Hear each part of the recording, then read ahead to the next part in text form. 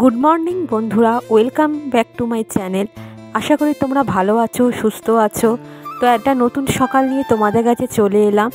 আজকে সকাল বলতে অনেক বেলা হয়ে গেছে, কিন্তু দেখে কি মনে হচ্ছে চারিদিকটা রোদ্দুর মোটামুটি উঠেছে।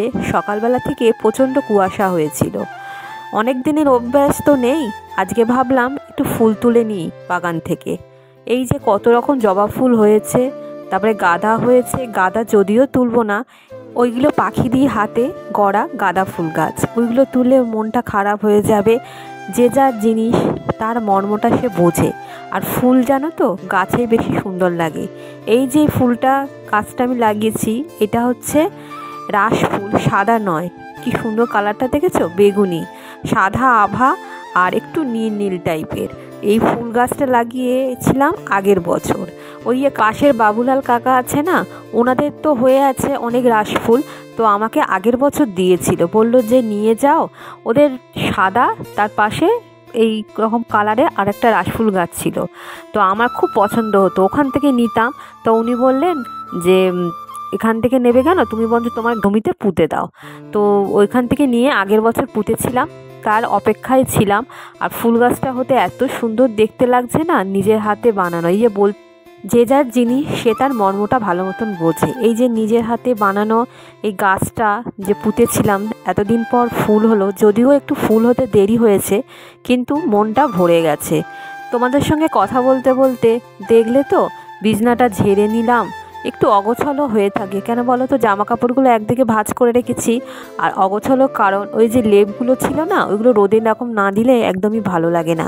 পরে ওইগুলো সব ভাঁজ করে রাখবো। তারপরে চলে এলাম, এইসব কৌটো রয়েছে, এই কৌটোগুলো অনেক দিন মোছা হয় না, আর এখানে অগোছালো হয়ে রয়েছে।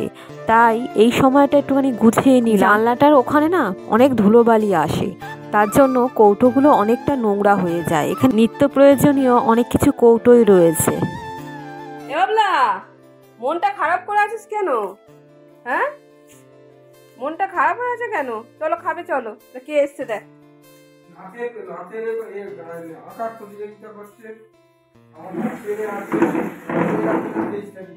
নাচে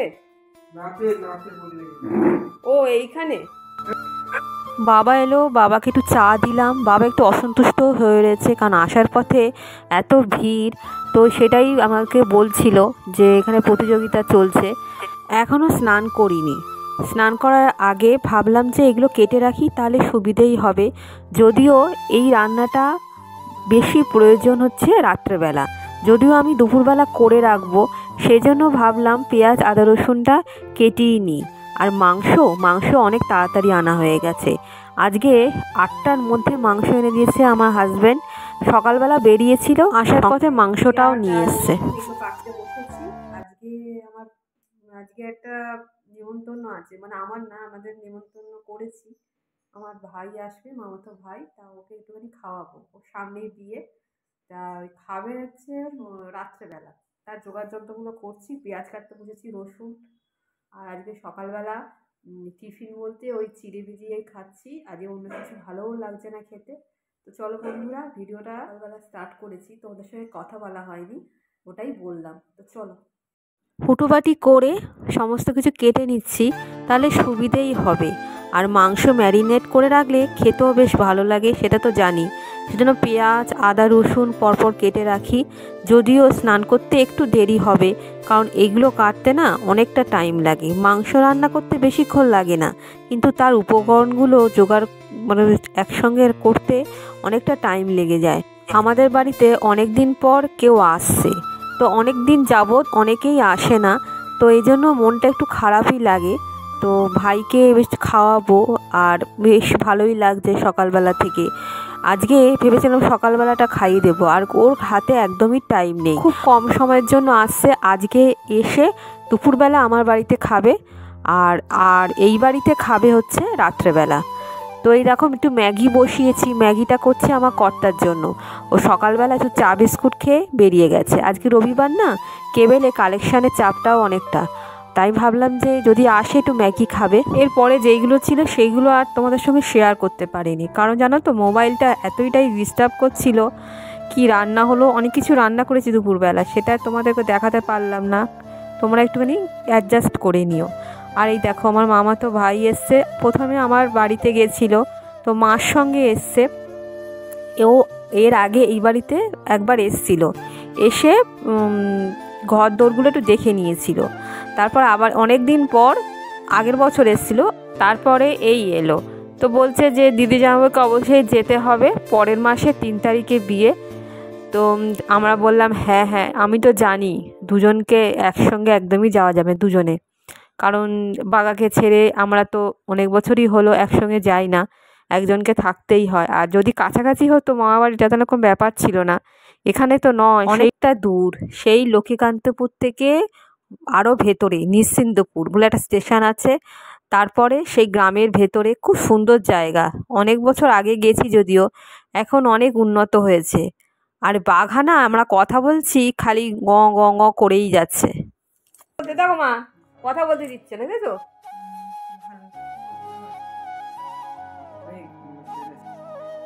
দেখো তাকিয়ে আছে, বুঝতে পেরেছে ওর নামে বলা হচ্ছে। ওর মনে হয় খুব খিদে পেয়েছে জানো তো।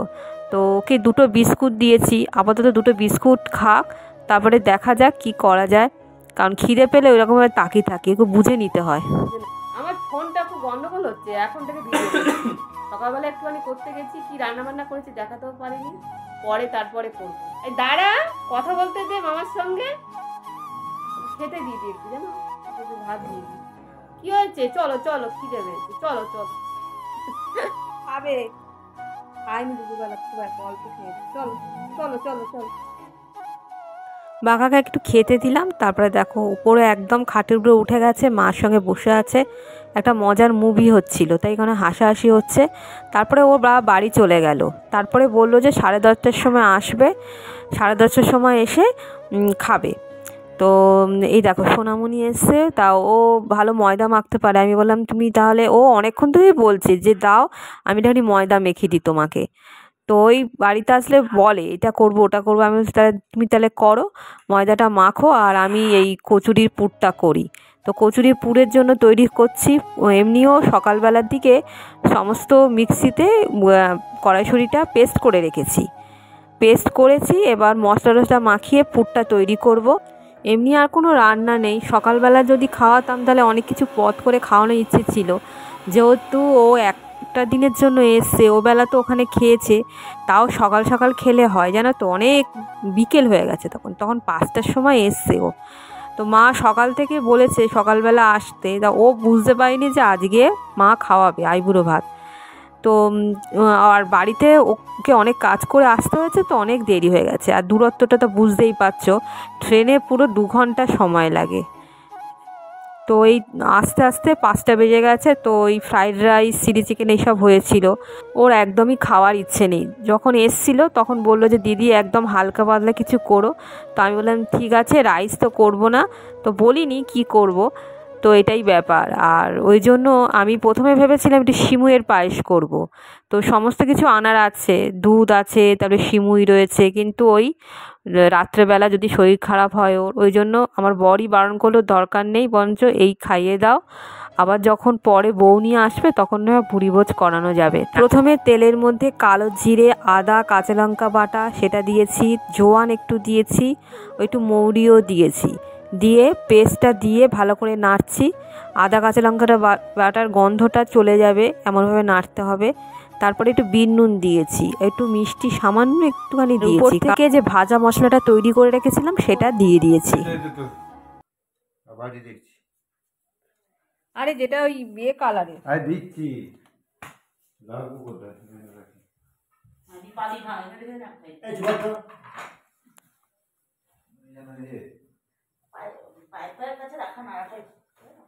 গেছে, বুঝতে পেরেছে, বাড়ির লোক সব চলে এসছে, ঠিক আছে চেনে, কিন্তু গায়ে হাত দেওয়া যাবে না। লেজ নাচছে, ওই লাগো লেজ নাচছে, লেজ নাচছে, দিদি দাদা চলে এলো, অনেকদিন গেছিলো, সোমবার গেছিল। সুমন আর রিক এসছে, পাখিদি, তারপর 2 ছেলে মেয়ে। তো ওরা কদিন ছিল না, ওরা হচ্ছে দেশের বাড়ি গিয়েছিল, ওখানে সরস্বতী পুজোয় অনেক ধুমধাম করে সরস্বতী পুজো হয়, তারপরে ভাসান, অনেক আনন্দ হয়। তো এই জন্য এই আজকে এক্ষুনি এলো। তো ওরা দুজন হচ্ছে বাবারের বাইকে করে এসছে ওই জয়নগর থেকে, বুঝতে পারছো, আর ওর মা ট্রেনে করে আসছে। তাহলে মা হচ্ছে এখনও এসে পৌঁছোয়নি, আর ওরা ওই আমার বাড়িতে আসতে তো খুব ভালোবাসে, তো এইটাই এসে গল্প করছে। সন্ধ্যেবেলা থেকে আজকে আমাদের বাড়িতে কত লোকের আনাগোনা দেখতে পাচ্ছ, আর বাঘার ও আনন্দ আর ধরে না। এমনি কিন্তু গায়ে হাত দিলে সহ্য করতে পারে না, কিন্তু লোকজন আসলে বাড়িতে ওর খুব আনন্দ হয়।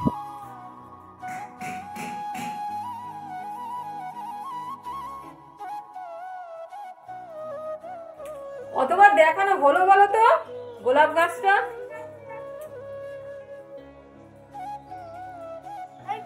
এরা গোলাপ গাছটা আমার বর মানে কদিন ধরে খালি সবাইকে দেখিয়ে যাচ্ছে, সেই গোলাপ গাছ।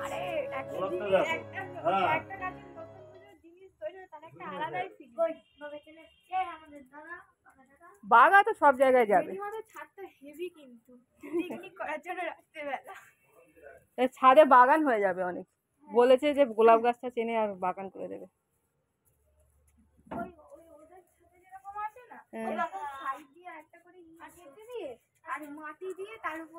ওই দেখো আমার বাবলা সব জায়গায় থাকবে। চলে এসো,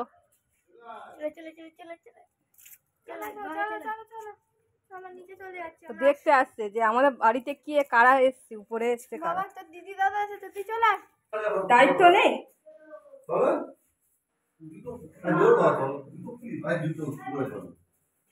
ও ছাদে কে দেখাচ্ছে 2-3 দিন ধরে খালি ওই করে যাচ্ছে, তাহলে ছাদে বাগান তাহলে কি করতো, ঘুম টুম মনে চলে যেত। বাঘা আবার দেখছে, যা উপরে গেছে দেখবি, যা টাকা রেখে দিয়েছে। 1-এ পড়তো তখনকার, কত বছর আগে কাজ সেটা বলবে তো। আরে বাক্সটা হচ্ছে 35 বছর আগে। না না বাক্স দেখাচ্ছি, দেখো 10 টাকার নোট, ছোটবেলায় সব নোটগুলো রেখে দিয়েছে। দেখো কালো 10 টাকা, এই 20 টাকা, ভুটানের নেপালের টাকা। ছোটোবেলার সমস্ত কিছু জিনিস সংরক্ষণ করে রাখা এটা একটা গুণের মধ্যে পড়ে। তো এই দেখো 1-এ পড়তো তখনকার স্যুটকেস, স্কুলে পড়তো সেই স্যুটকেসটা নিয়ে এসছে। এরকম ধরনের স্যুটকেস হচ্ছে তখন ব্যবহার করতো, স্যুটকেস ঠিক বলা যায় না, ওই বলে বাক্স, এখানে করে আমরা যখন পড়তাম তখনও দেখেছি। এখন তো এগুলো উঠে গেছে। তারপরে দেখো কত জিনিস সেগুলো ওদেরকে দেখাচ্ছে, কত আদিকালের সব নোট সেগুলো সংরক্ষণ করে রেখে দিয়েছে। তো ওই ভেতরে দেখাচ্ছিলাম সোনামণি পুর করে রেডি করে দিচ্ছে, তো আমার সুবিধেই হলো তাতে। তো এই লুচিগুলো পরপর ভেজে নিচ্ছি, আর খেতে খুব সুন্দর হয়েছিল জানো তো, গরম গরম। আমি না করছি বটে, একটাও দাঁতে কাটিনি। আমার আবার রাত্রেবেলা এই লুচি বুচি খেতে ভালো লাগে না, আমি একটু ভেতো বাঙালি আছি। ভাত তুমি হয়তো 1 কাপ মতো দাও, অল্প সামান্য দাও, তাই একটু ভাত দাও, খাওয়া চাই। লুচিগুলো পরপর ভেজে নিচ্ছি, দিতে হবে। সোনামণি বাড়ি চলে যাবে, ওর ছেলেকে মানে আমাদের গুন্ডা কিছু দিতে হবে, কারণ ও ওই আমার হাতে রান্না খেতে খুব ভালোবাসে। তো ও আবার তরকারি নিয়ে এসছে, তো খাসির মাংস করেছিল। তা আমার বর আবার খাসির মাংস খেতে ভালোবাসে, আমার বাড়ি খাই না বলে আমার বাড়িতে আর ওটা আনে না। তো ওইটা রয়েছে, ওটা আজকে আর ওকে দেবো না খাসির মাংসটা, ভাবছি যে কালকে সকালবেলা দেবো। কারণ কেন বলো তো, ওই দিলে না বাঘা হাঁ করে চেয়ে থাকবে, আর ও তো জানো তোমরা ও ডাইজেশনের সমস্যা রয়েছে, হজম করতে পারে না। তো এখন হচ্ছে চিকেনই দেবো। তো দেখো ওই 2 ছেলে মেয়ে ছিল না, ওদের খুব খিদে পেয়েছিল। তো আমি বললাম যে তোরা 2টো করে খা, কারণ অনেক তো করেছি, হয়ে যাবে, আমাদের সবার ভালো মতন হয়ে যাবে। তো ওই ছোটো বাচ্চা ছেলেটা আর বেশি খিদে পেয়েছিল, তা ওদের একটা চেয়ারে দুজনে বসে আছে, দেখো খুব অসুবিধা হচ্ছে। আমি আবার ওই ঘরে গেলাম, গিয়ে কাঠের যে চেয়ারটা ছিল সেটা নিয়ে বসতে দিলাম। ছেলেটার খুবই খিদে পেয়েছে, চুপচাপ বসে আছে, বুঝতে পারছে অনেকক্ষণ।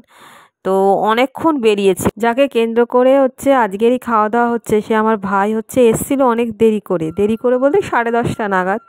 তো ওই বেলা করে খেয়েছে না, ওই জন্যই। আর ওদের তো এমনি তাড়াতাড়ি খাওয়া অভ্যেস, যেহেতু গ্রামে থাকে, ওই জন্যই আজকে দেরি করে এসেছিলো। তো তোমাদেরকে বলা হয়নি, ও কিন্তু খুব ভালো ছবি আঁকতে পারে, শান্তিনিকেতনে থেকে হচ্ছে আর্ট নিয়ে পড়াশোনা করেছে। তো ইদানিং একটা কাজের সঙ্গে যুক্ত আছে, সেটা এখানে নয়, সেটা হচ্ছে গুজরাট। তা গুজরাটে ছিল, ওখানে কদিনের জন্য এখানে এসছে, আবার ওখানে চলে যাবে, তারপর যখন বিয়ে হবে ছুটি নিয়ে আসবে।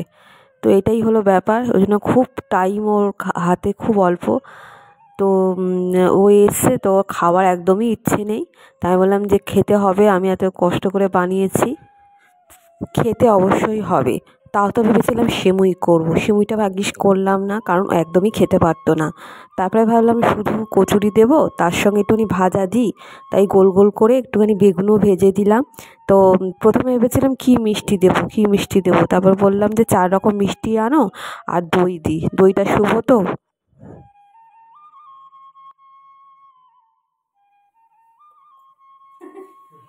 এই আমার ভাই, মামার ছেলে, এর বিয়ে সামনেই হবে। খেয়ে নাও। দিদি বাড়িতে এসছে, এর আগে একবার এসছিল আর এখন এলো। যা রান্না হয়েছে তাই দিচ্ছি। রাত্রেবেলা বেশি কিছু দিলাম না, কারণ বাড়িতে অনেক বেলা করে খেয়েছে, বিকেল হয়ে গেছে না তো আসতে, 5টা বেজে গেছে, 5টার সময় খেয়েছে। ওখানেও ভালো মতন পদ হয়েছিল, আজকে আমি খাওয়াচ্ছি ওকে, নে খেয়ে 5টার সময় খাওয়ার পরে তারপরে এতটা খাওয়াটা যাবে না। বর্তমান সময়ে আমাদের জীবনধারা এমনই এখনকার, তো আমরা কার জন্য কতটুকু বা করতে পারি, খুব একটা দেখা সাক্ষাৎ তো হয় না। তো এই কোনো অকেশান থাকলে বা কোনো জরুরি কাজ থাকলে তখনই একটুখানি হয়। যাও দরজা। হ্যাঁ, দুটোই খেলাম। হাড়টা নিয়ে নে। এটা হ্যাঁ হ্যাঁ, চামচ দিয়ে দেবো। একটাই খাবো। ওই দেখ, আলু আলু না। ঠিক আছে, বেগুন ভাজাটা ওটা খেয়ে নে, বেগুন ভাজাটা। না খাবো না, মানে খেতে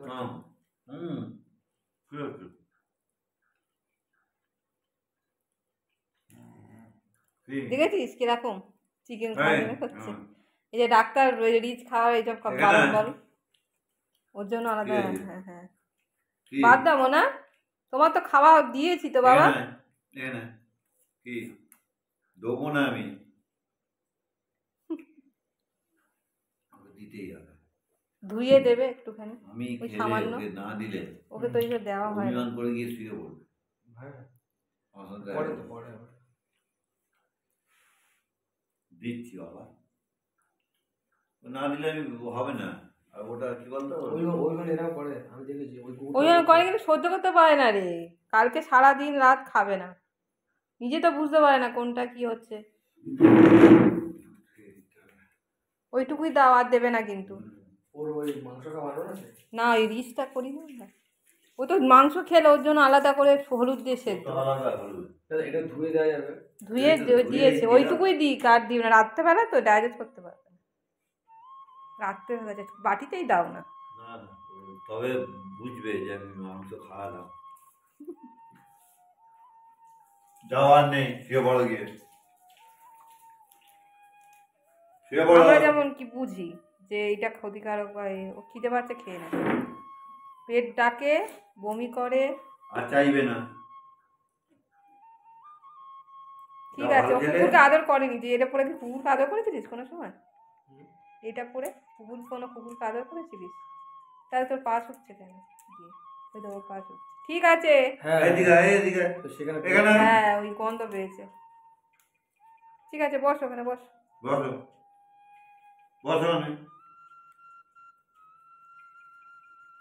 তুমি 48টা খেয়েছিলে রসগোল্লা? আমি 48টা রসগোল্লা, ও 52টা খেয়েছি। সব খেয়ে খাবি না, খেয়ে খেয়ে এটা হয়েছে, বুঝলি? তাহলে আমার মার মতো অবস্থা হবে। ও যে ধরনের কাজ করে অনেক সময় খাওয়ার খুব প্রবলেম হয়।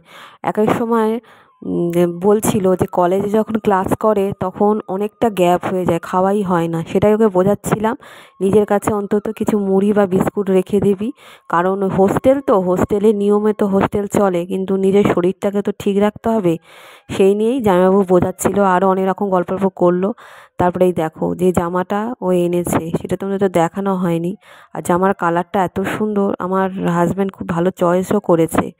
আর আমি ভেবেছিলাম এই কালারটা ঠিক আছে, কিন্তু ও আগের থেকে না একটুখানি চাপা রং হয়ে গেছে, আগের রং আরও ফর্সা ছিল। এই তো ঠিক আছে, হ্যাঁ হ্যাঁ হ্যাঁ, সাবধানে থাকবি, হ্যাঁ খাওয়া দাওয়া করবি।